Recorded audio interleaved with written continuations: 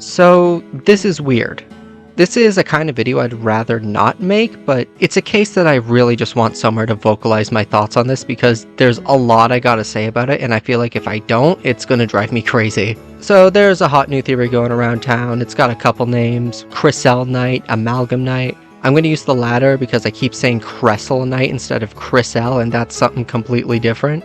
Anyways, this theory going around is the idea that the Roaring Knight is an amalgamation of Chris and Noelle spawned from the Weird Rep. I'll talk about the supposed evidence for that in a sec when we get deeper into it, but the reason I feel the need to talk about it is just due to how big it's gotten. Like, you go look online at Roaring Knight speculation discourse, and you see people either talking about DOESN or Amalgam Knight, like as if it's like a 50-50 between those two things. Like as if Amalgam Knight has a decent chance of happening, when it really doesn't, like at all. Like, not even a little bit when you pay attention to what the game's trying to say. And this doesn't even have anything to do with DOESN or any, like, potential other Knight candidate. Like, let me make this clear before I get into this. Any potential evidence towards a specific Knight candidate that isn't the Amalgam Knight is irrelevant today. It won't be mentioned. That's not the point of why it doesn't work.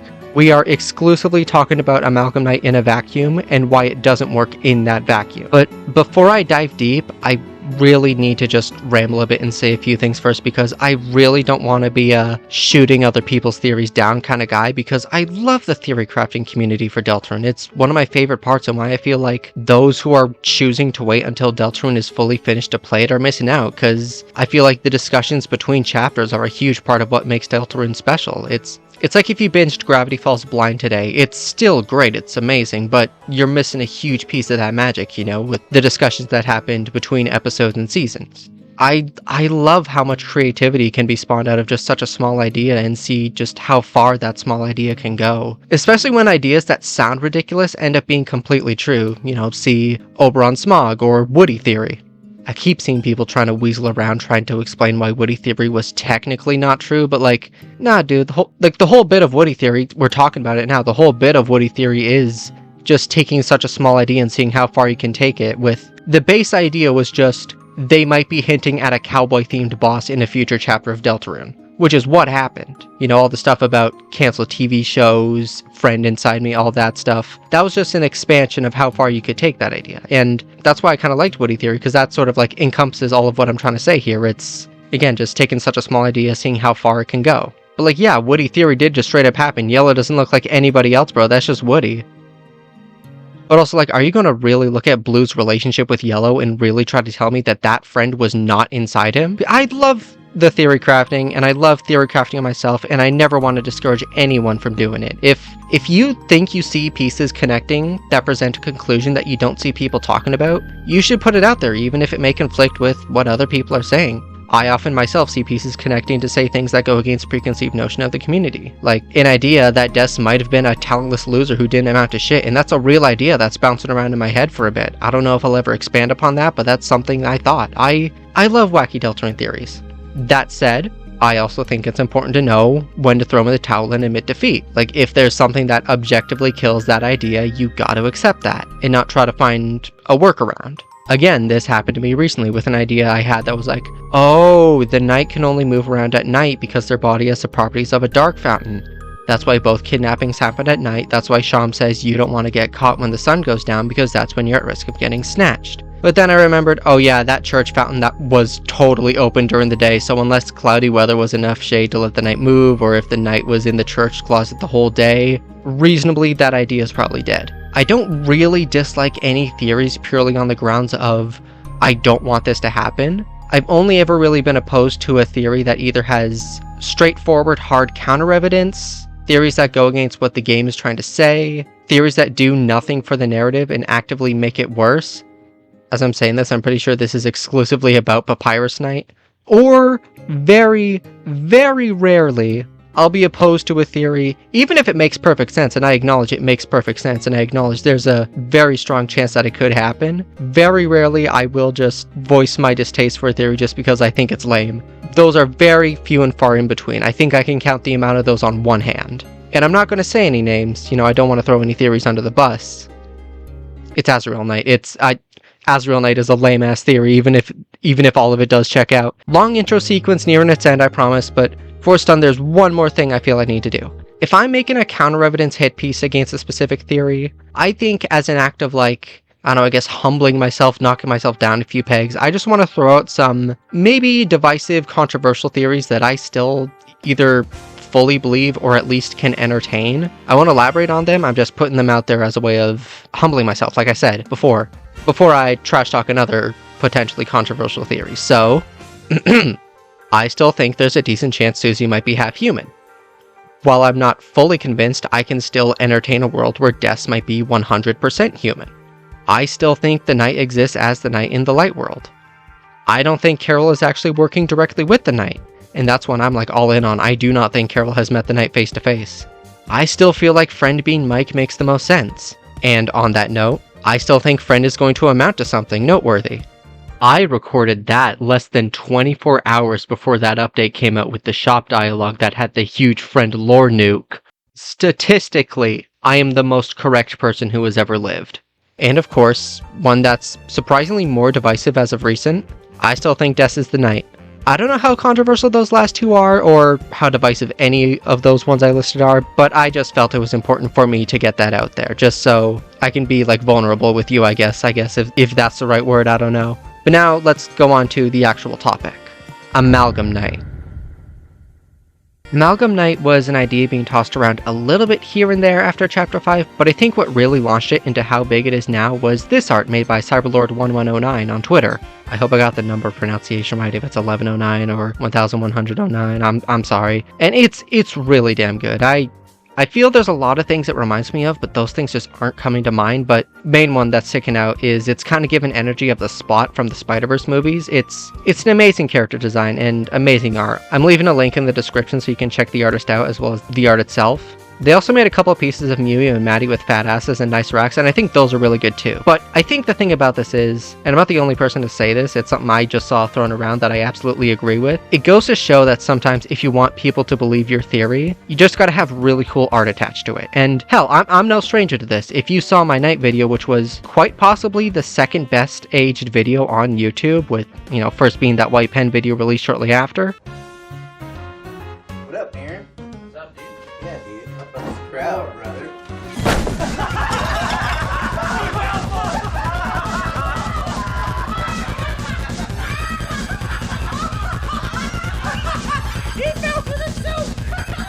You'll know the reason I started entertaining either Des or the Mayor of Hometown as the Knight during Chapter 2 was just because I saw some really cool art of them both. I just got lucky that they became actual strong candidates later. So that art is probably why people wanted to entertain Amalgam Knight. But now let's go into the actual supposed quote-unquote evidence to support it.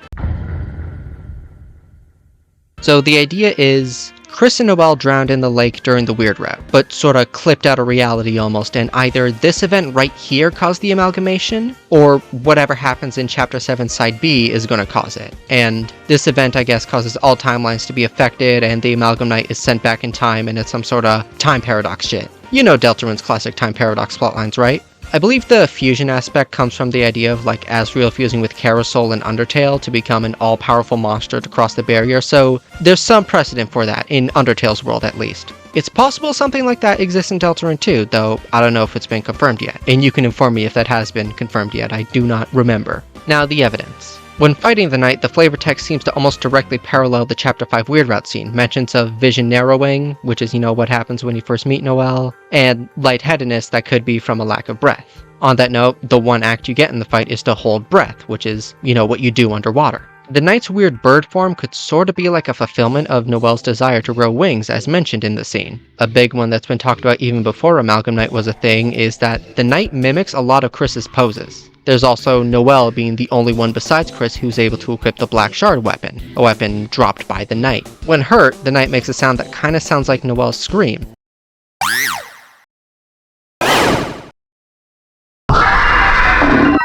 Plus another big one, maybe the big one that's been a topic of debate just in general for a while now. Dark Worlds made by Chris are near identical to Dark Worlds made by the Knight. We never see who opens the fountains in the first two chapters, so maybe it's entirely possible that Chris opened them, but the Knight definitely opened the first and third fountain in the church. So why do they look the same? And yeah, I'm still really curious about this. Why does this happen? Of course, if Chris is part of the Knight, then maybe that'd explain it. Side note, but my own 2 cents on this is I kind of assumed that Chris and the Knight's Dark Worlds being the same wasn't really saying anything about them, but rather Susie's being different was saying something about her. Like, what I mean is, like, Chris and the Knight's Dark Worlds are what a standard Dark World would look like, and say Carol makes one in Chapter 6, then it'll look like that too. It's Susie's being different that's important here. And, like, I think the game describes it as, like, a reflection of will, and if we assume, like, the Knight and Chris are working together, presume they have the same goals, the same will, then that also explains why they look the same. But even then, is Susie's really that different? Because a lot of the weirder elements of that Dark World get carried over to the Third Sanctuary, you know, like the pianos and shit. And the color palette I've always assumed was just the game telling us that Susie's colorblind. I don't know if there's any counter evidence for that, but, you know, that's what I always thought. It's hard when the pool of Dark World creators is so limited. Carol, I need you to lock in when your husband dies so we can get some answers. But yeah, all of that seems to be the general evidence, and I think I may have missed a piece here or there, but all that, plus the idea of Chris and Noelle crafting their chains by attempting to achieve freedom, seems to fit thematically with a lot of other aspects of the game, you know, especially like Spampton and whatnot. And truth be told, I don't really have counters for those pieces of evidence. It's more so other pieces of evidence to explain why it doesn't work, to the point that any evidence it does have is made irrelevant. Like if you tried to make a case for Toriel being the Knight, any evidence you have doesn't matter because we saw Toriel in the same room as the Knight. That's the vibe we're going with. Let's start with the smaller stuff first. The prophecy is an extremely important part of the game's overarching story, and specifically the Weird Route seems to be a way of trying to subvert that prophecy in a negative way, what with the game calling it a forbidden path and whatnot. Talk of a secret third route has been going around, so it could be argued that the Weird Route isn't the forbidden path being talked about, but the Weird Route breaks the game in-universe and skips an entire chapter that is mentioned in the prophecy.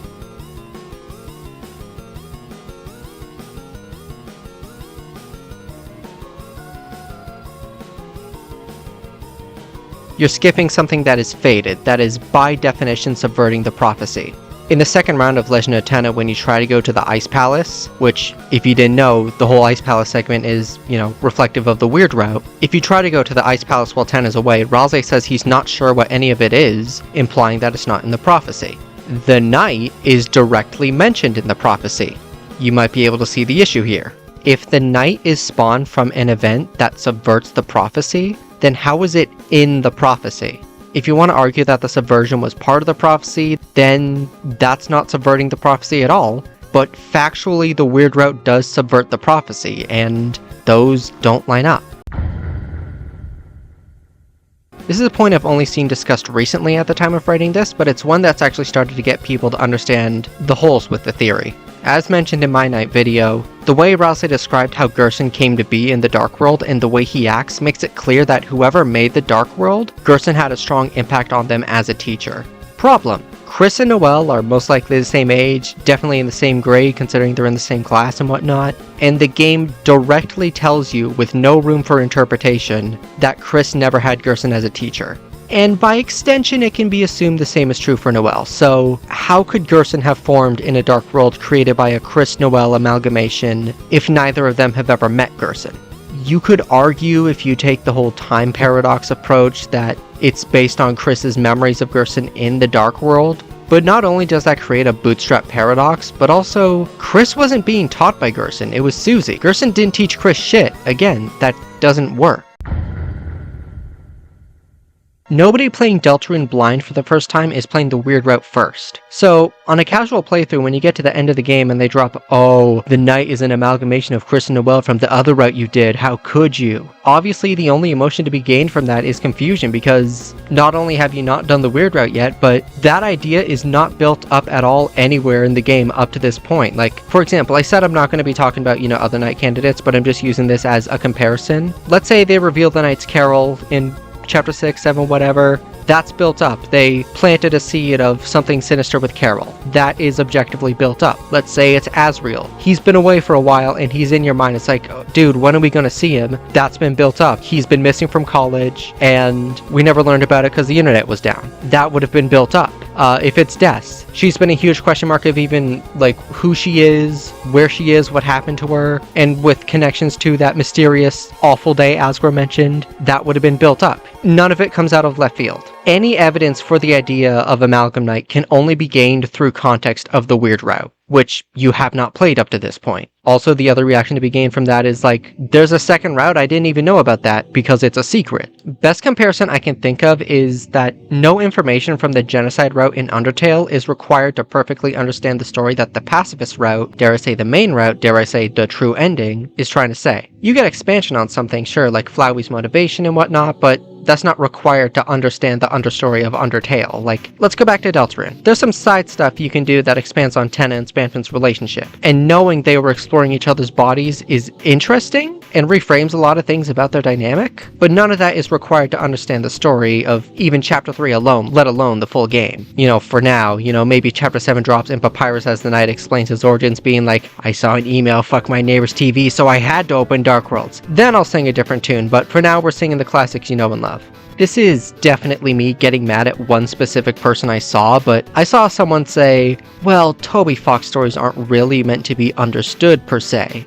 Like, what? Yes, they are. I understood Undertale and everything that's happened in Deltarune so far perfectly. If you didn't get it, that's on you. The only thing I'd say I and many others struggled with was Kara as a character, and I think that mainly just stemmed from being like 12 years old or whatever. Even then, after Deltarune came out and people caught on to Chris and the Soul's whole deal, that got people to sort of understand retroactively what the genocide route was trying to say. And again, that wasn't really required per se, just additional information to support a larger story and themes. I guess also, I don't know if this was for anyone else, but when I was younger, it took me a whole while to get that the whole point with Flowey was that he was just straight up Asriel. As in, Asriel would have acted that way anyways, even if he hadn't become a flower. Again, I was 12, I was too busy contemplating suicide in the 7th grade to properly focus on what did Asriel Dreamer mean by that. I remember seeing someone point out in the neutral ending of Undertale where Flowey tells you to go hang out with Alphys to get the true ending as a point to say, there's a precedent for this, Undertale had something like this, so Deltarune making you play another route to get the full story wouldn't be far-fetched. But like, no?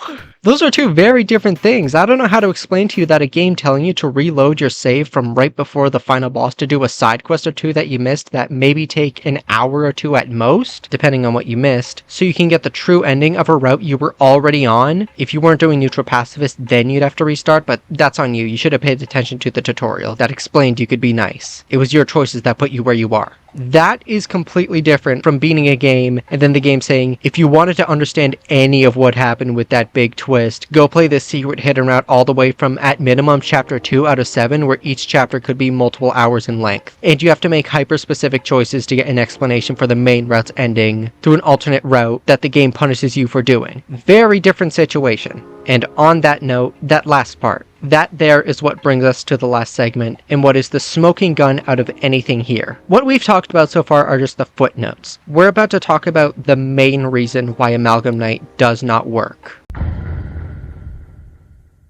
Everything about the weird route is your choice. You, the player playing the video game Deltarune by Toby Fox. Even down to activating it, because even if you somehow piece together that the Mantle game was explaining how to start the weird route, there are still hyper-specific dialogue choices that you need to make, and you need to kill enemies in a very specific way, and specific equipment you need to get the ball rolling. What I'm saying is, you almost absolutely have to know about the weird route beforehand, and make the conscious decision to do it. It is not possible to do the weird route accidentally. Even in Chapter 2 alone, you are given so many instances where you have to choose to do something that triggers the weird route. You have to choose to backtrack and kill all the enemies. You have to choose specific dialogue options to get the specific equipment needed to do the route. When you get stronger, enemies start running away from you, and you have to choose to chase them down and kill them. And so many times were you presented with a moment where Noelle says she doesn't want to do something. You tell her repeatedly over and over again, despite her constant protests to do it, before she cracks.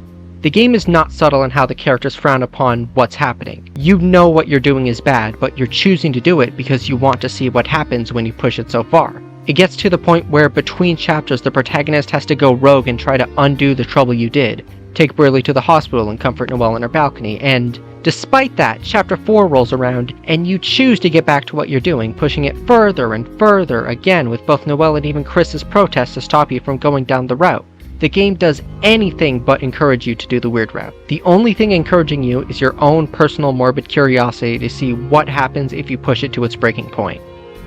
Now, when we factor in Amalgam Knight into this, the whole point this route is trying to make crumbles. Because if the game says the weird route objectively happens in order to spawn the Amalgamation Knight, your role, you, the player, in the weird route is destroyed.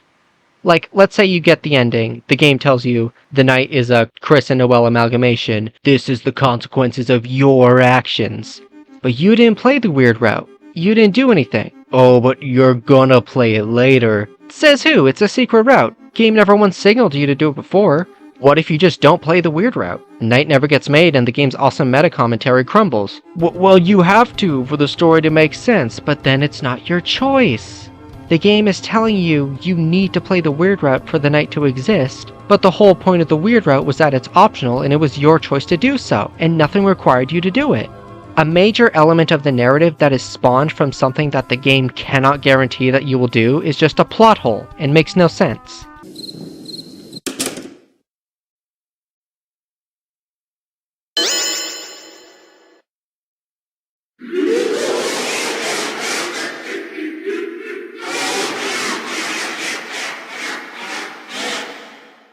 Also, the game requiring you to do the weird route to comprehend the story makes no sense because then the game is essentially punishing you for not playing the route that punishes you for playing it. And that's stupid. And I think here I'll rattle off some counters I've either seen or I imagine could be made. In other words, making up someone in my head to get mad at. I'm essentially covering all my bases. The soul isn't literally you. Yes, it is. The game starts with Gasser talking to you directly, making you a vessel for the soul, which is you, asking for your own personal real-life name at one point. For all intents and purposes, the soul is in fact literally you, the player, in real Knight. I think it's amazing that somehow Amalgam Knight did the impossible and brought back Why Did Kara Make Me Do That with a bold new flavor in the year of our Lord 2026. That's crazy. I can't believe we're back on Why Did the Soul Do That? The soul is fucked up. Amalgam Knight existing is more so a commentary on players in general and what they do, and not specific to the specific player playing the game. Then once again, that's removing your own personal choice in the matter. Any world where Amalgam Knight objectively exists takes away your input in the situation, and the point of the weird route is that it was your own input, your choice that brought you to where you are. Your choices don't matter. The big one, the core message of the game. You're playing the second entry in the Your Choices Matter RPG series in which antagonistic characters tell you that your choices don't matter, and you believed that? You think they're really going to stick to that? That is the most obvious, challenging worldview that the game will dictate itself to disproving that I've ever seen. The second most obvious being it's kill or be killed. Also, factually your choices do matter, and there's already proof of this. Castletown is affected by the choices you make. Depending on the choices you make, you can either unlock or lock yourself out of extra side content or even a whole secret boss. The fates of characters like Tana or Jackenstein are affected by your choices. Already, the notion of your choices not mattering has been disproved by Chapter 4 at the absolute latest. But there's only one ending. Couple things on that. First, do you believe that? The idea of only one ending is dubious at best at this point. Like, hell, sometimes the descriptions of Deltarune on certain storefronts present only one ending as a question rather than a statement. Like, I'm going in with the assumption that there's only going to be one ending just to avoid disappointment or whatever, but it has to be acknowledged that there's a very good chance that that's not true. Second, okay, one ending and your choices mattering aren't mutually exclusive. Your choices can matter and still only have one ending. Take Undertale's neutral routes. For all intents and purposes, it's functionally the same ending every time, but the choices you made to get there still mattered. People's lives were affected by the choices you made. Alphys killed herself in some of the endings. Would you say that didn't matter because it was ultimately the same ending as any other neutral run? You fought the same final boss, you got the same presentation, you got the same credits. I remember somewhere something Toby Fox once said about Deltarune is, there's something more important than reaching the end. And that alone screams that the choices you make to get to that ending do matter more than whatever ending they may lead to. In Deltarune, even if the weird route leads to the same ending, would you say your choice didn't matter? You skipped major parts of certain chapters or even skipped a whole chapter outright, I'd say that matters quite a bit. What if Chris and Noelle become the Knight specifically when you do the weird route? This is the only idea genuinely worth entertaining for a second before you realize, well, the Knight still acts the same regardless, so that wouldn't make much sense. Also, let's go down this line of thinking then. The Knight becomes Chris and Noelle amalgamation after doing the weird route. What the fuck happens to the old Knight then? Like you activate Chris and Noelle Amalgam Knight. What the fuck does Papyrus do in the story then, since he's not the Knight anymore? Why the fuck is he getting involved? Just let people have fun. I want to, but when everyone's so confident about an idea that blatantly doesn't work, it gets difficult. Have you considered it'd look really cool? Fuck, no I didn't. That's a good point. I didn't think about that. Yeah, throughout the whole video, disregard everything I've said today. So, yeah, that's my stance on Amalgam Knight. I think that while it doesn't hold up logically or with the overall message of certain aspects of Deltarune, it's still a really cool concept, and ultimately, that's what it should have been in the fandom, an AU, a what if fan concept, because with that, there's a lot more you can do with it, instead of just being bound to the existing story and trying to fit it into pieces that don't connect. That's what it is. Kriselle Knight, Amalgam Knight, is making a theory out of something that should have been an AU, and if you think that it's a really good idea story-wise, then make something out of it yourself, either in Deltarune or the same concept in your own world and characters. That's another fun part about Deltarune's theory crafting, because once the game's over, all the cool ideas that ended up being wrong are free for the taking, and that's why I never want to discourage anyone from getting creative with their ideas for this game, because it blossoms a lot of interesting scenarios to build stories around. Papyrus Knight can be made real by your hands, dude. You hold the pen, big dog. Lastly, I guess I'll just throw out a random guess as to what might actually happen post-Chapter 5 Weird Route. I'd say something about someone being used up seems likely, especially with the whole email ARG and the implications that ERAM might be the one speaking in the messages, implying that they may still be relevant. Once again, I wrote that before the whole dialogue update with Pink's shop, where we got a whole bunch of friend lore and the whole friend pack, which may tie back to ERAM.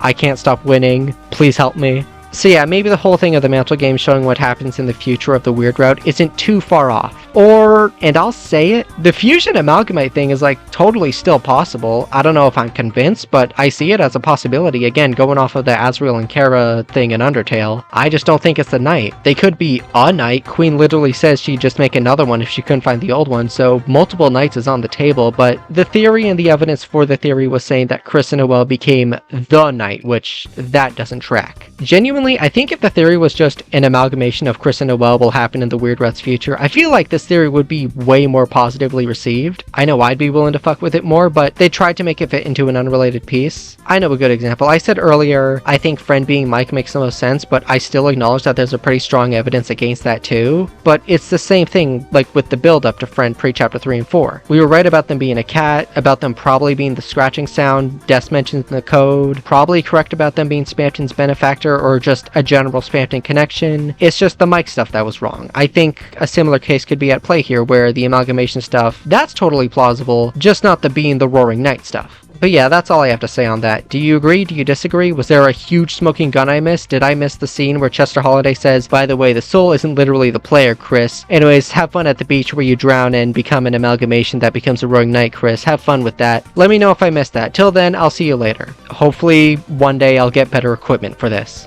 Also, I promise I'm not trying to exclusively make Deltarune Roaring Knight content. It just keeps happening. I can't stop it. Help me.